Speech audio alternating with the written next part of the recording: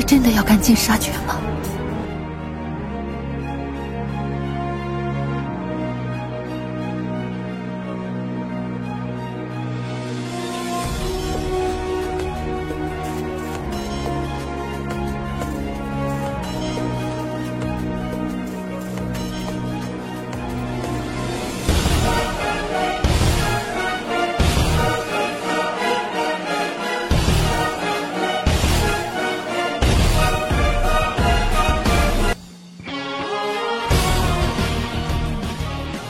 Mimin akan kembali mendongeng alur cerita film yang berjudul Battle Through the Heavens. Dan mohon maaf apabila tidak sesuai dengan videonya ya, karena alur yang Mimin sampaikan ini belum dirilis filmnya. Dan Mimin ingatkan kembali, konten ini full spoiler, yang tidak suka boleh di skip ya. Yang suka semoga terhibur. Tanpa basa-basi kita mulai.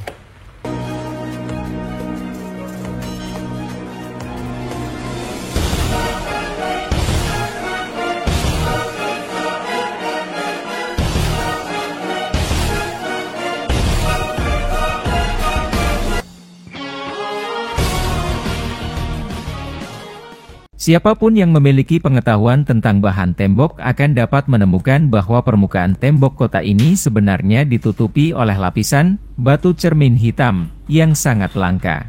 Tembok kota yang dibentuk dari bahan semacam ini memiliki kemampuan unik untuk mencerminkan beberapa serangan. Pilihan yang cukup bagus untuk dijadikan sebagai tembok kota meskipun benda ini cukup langka. Namun, sekte Kaisar Hitam ini bisa menggunakannya untuk menutupi tembok kota.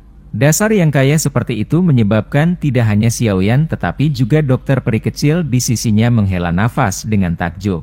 Memang mahal. Xiaoyan mengalihkan pandangannya ke kerumunan manusia di mana aura ganas berulang kali lewat. Dia menghela nafas dari mulutnya. Dia merasa agak penasaran. Dia telah bertemu cukup banyak orang dengan kekuatan besar selama perjalanannya ke tempat ini. Selain itu, dari pandangan rute mereka, jelas bahwa mereka sedang menuju ke kota Kaisar Hitam.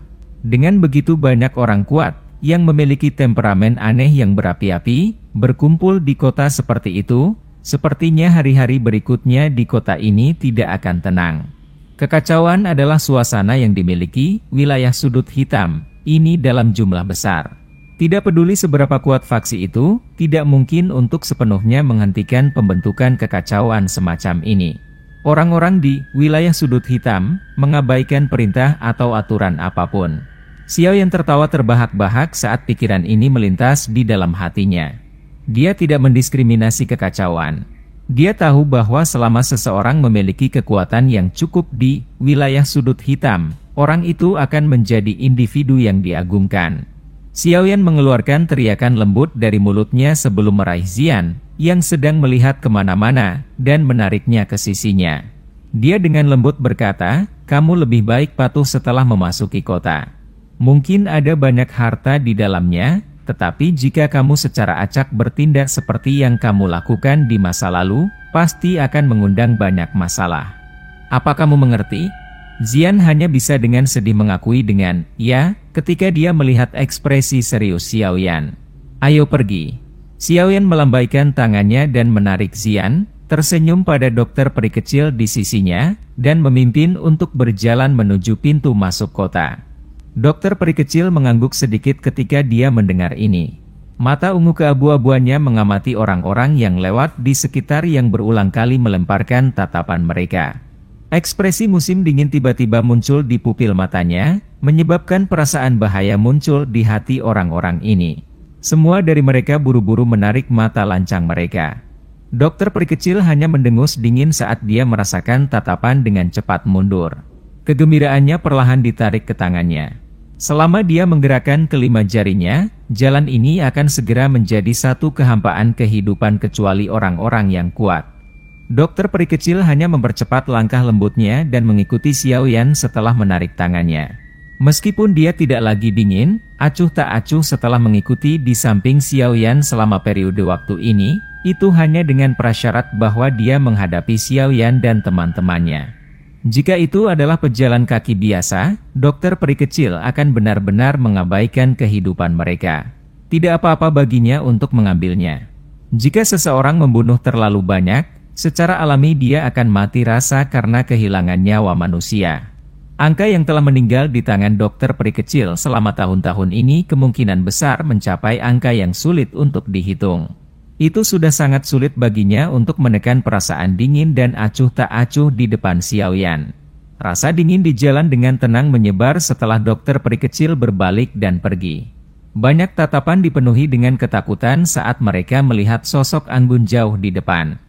Mereka segera menyeka keringat dingin. Tidak disangka wanita ini bukanlah orang biasa. Untungnya, mereka tidak berani melangkah lebih awal. Rasa dingin melonjak keluar dari hati orang-orang yang lewat ini saat mereka mengingat mata tanpa emosi yang menatap mereka.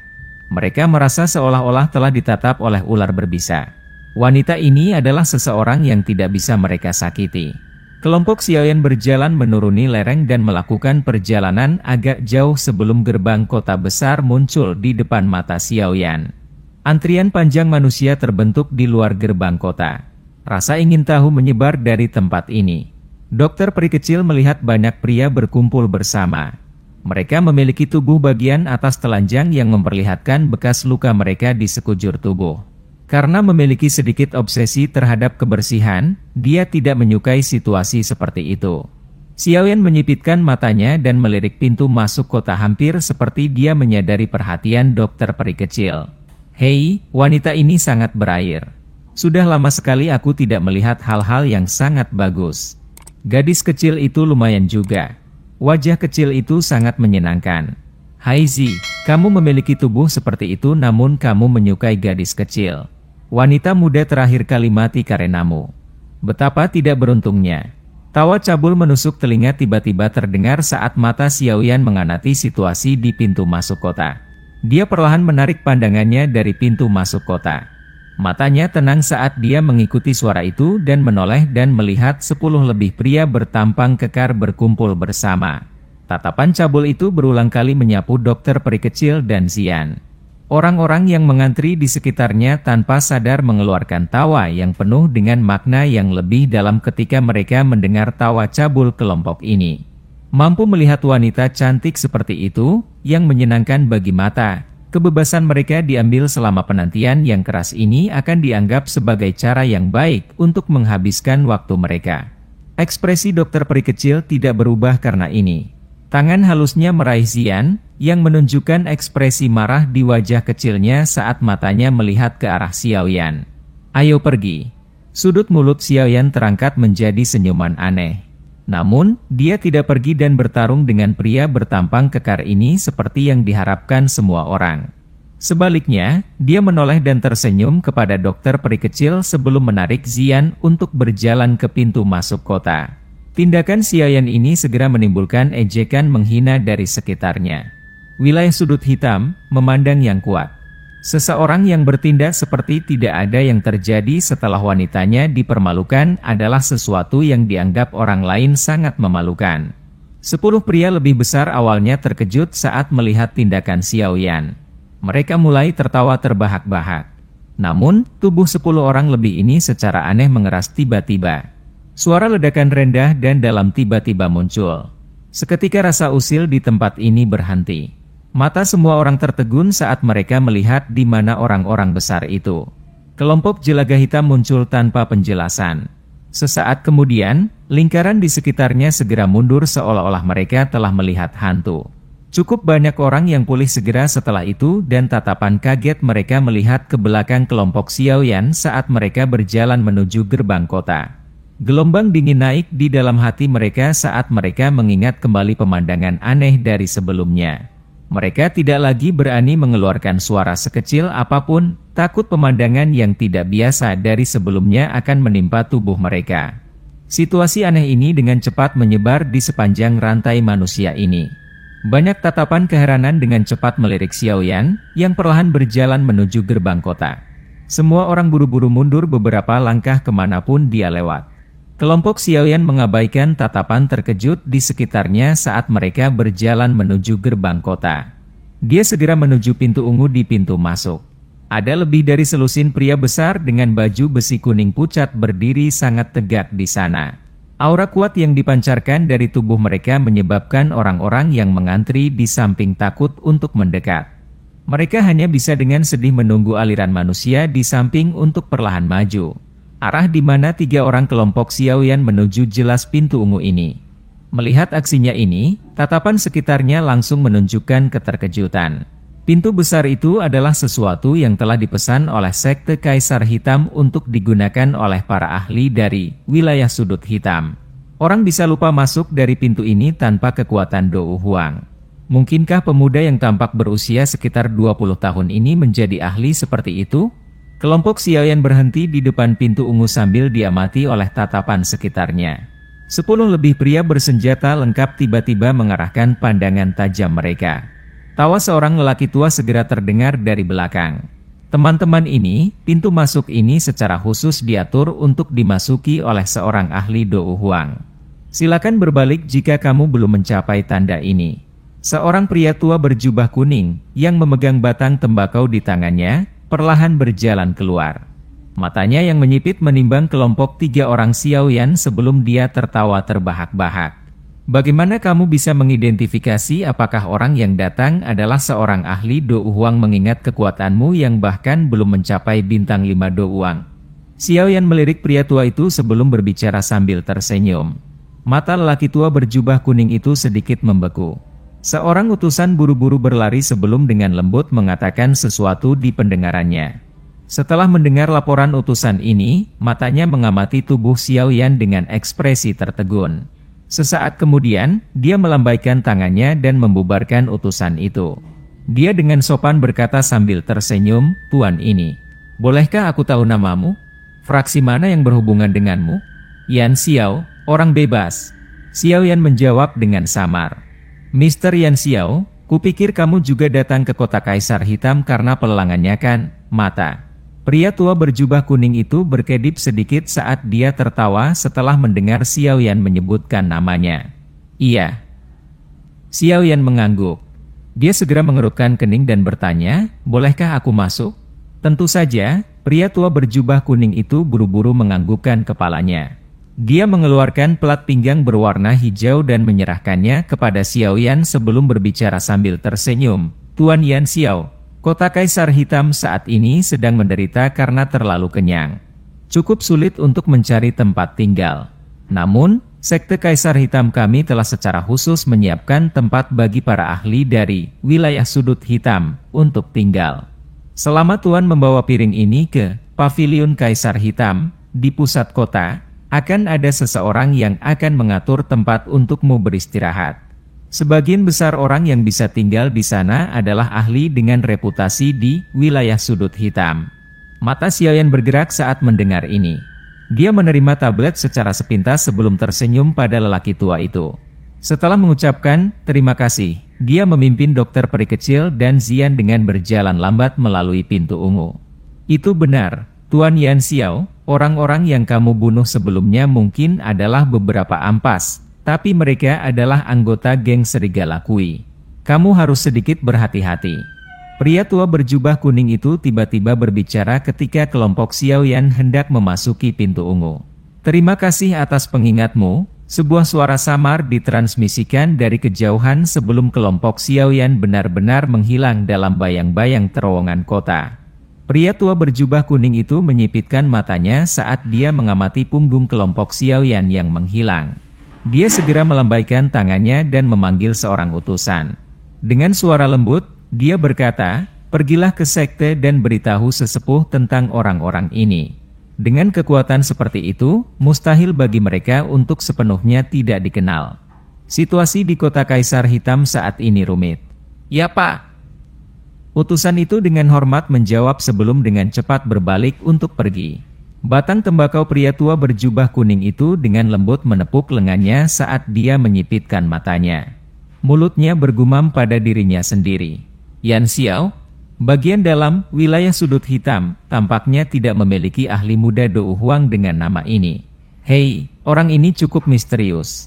Aku akan membiarkan geng Serigala Kui menguji mereka dulu." Xiaoyan keluar dari terowongan yang agak gelap. Sinar matahari yang menyilaukan bersinar dari langit. Suara kebisingan yang ramai adalah lagu iblis saat dituangkan ke telinganya, menyebabkan Xiaoyan mengerutkan kening. Xiaoyan menyipitkan matanya saat dia perlahan mengangkat kepalanya. Dia melihat ke bagian dalam kota yang sangat besar dan lalu lintas manusia yang padat yang bergerak di sepanjang jalan yang luas di depannya. Ukuran kota Kaisar Hitam ini tidak lebih kecil dari ibu kota Kekaisaran Jiama. Dari sudut pandang tertentu, bahkan ibu kota Kekaisaran Jiama tidak dapat dibandingkan dengannya. Bagaimanapun, hal-hal yang dimiliki tempat ini adalah hal-hal yang tidak dimiliki ibu kota. Kemana kita harus pergi selanjutnya? Mata dokter peri kecil bergeser saat dia bertanya dengan lembut. Xiaoyan merenung sedikit sebelum dia segera berkata, pertama-tama kita akan pergi ke toko obat yang lebih besar di kota dan melihat-lihat. Bagian dalam, wilayah sudut hitam, memiliki cukup banyak bahan obat langka yang tidak dimiliki dunia luar. Jika kita cukup beruntung, kita mungkin bisa mendapatkan beberapa bahan obat yang dibutuhkan. Selain itu, kita harus menanyakan informasi yang berkaitan dengan air liur transformasi tubuh bodhisattva. Hal itu bahkan aku tidak memiliki pengetahuan yang cukup tentangnya. Karena itu, kami hanya bisa pergi dan bertanya. Iya. Dokter peri kecil mengangguk sedikit dan tidak menyuarakan keberatan.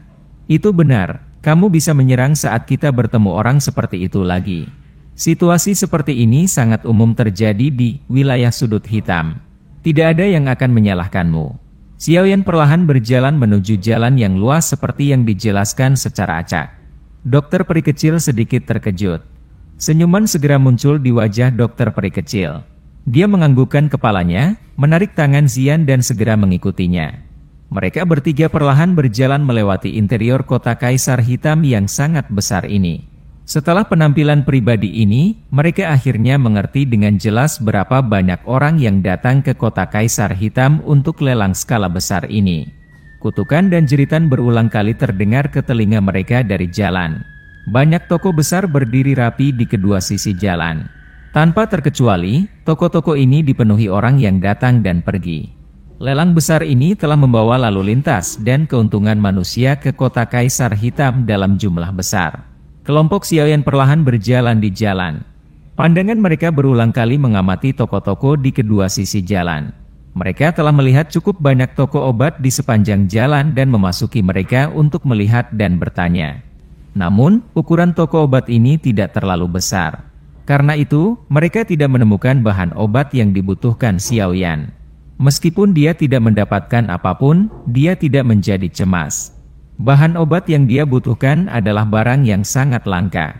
Meskipun wilayah sudut hitam ini memiliki koleksi yang kaya, tidak mungkin baginya untuk mengumpulkan semuanya dalam waktu singkat. Kelompok Xiaoyan melewati dua jalan di sepanjang jalan sebelum langkah kaki mereka akhirnya berhenti di depan toko obat seperti gudang yang sangat besar.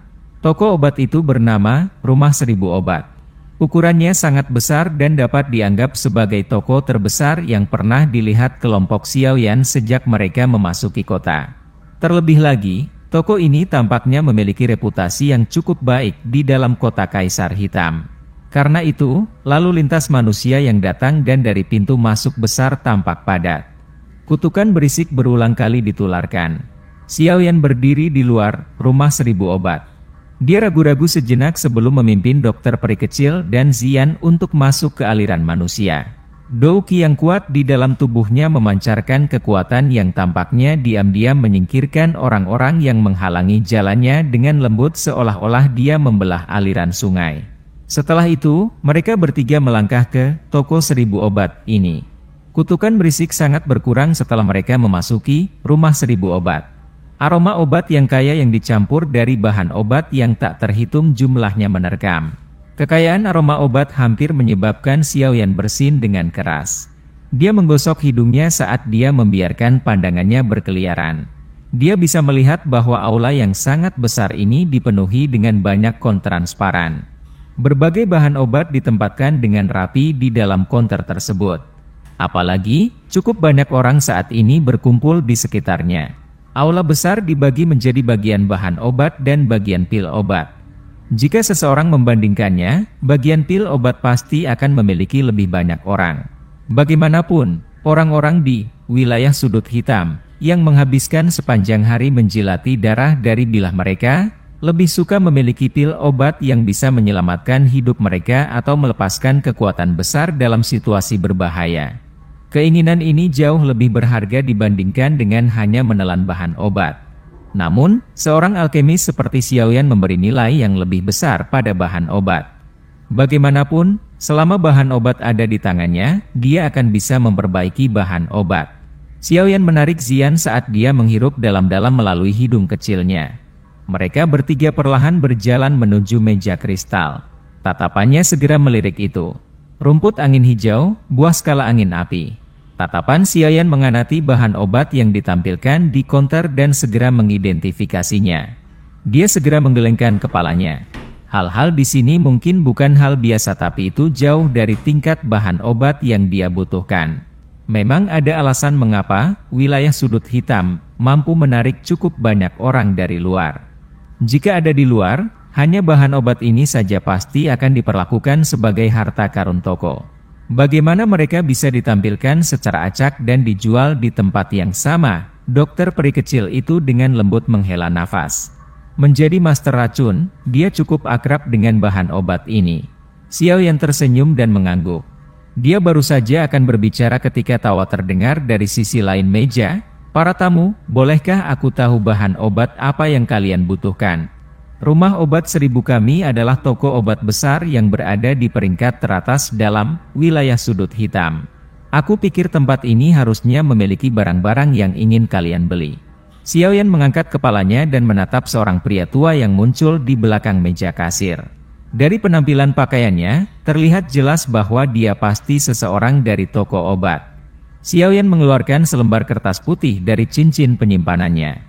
Beberapa bahan obat penting untuk memperbaiki pil tulang darah jiwa surga tertulis di atasnya. Orang tua itu menerima kertas putih dengan kedua tangannya. Awalnya, tatapannya secara acak mengamati itu, tetapi dia segera menjadi terkejut. Matanya sekali lagi menimbang Xiaoyan. Kilatan muncul di matanya saat dia bertanya, apakah Mister seorang alkemis?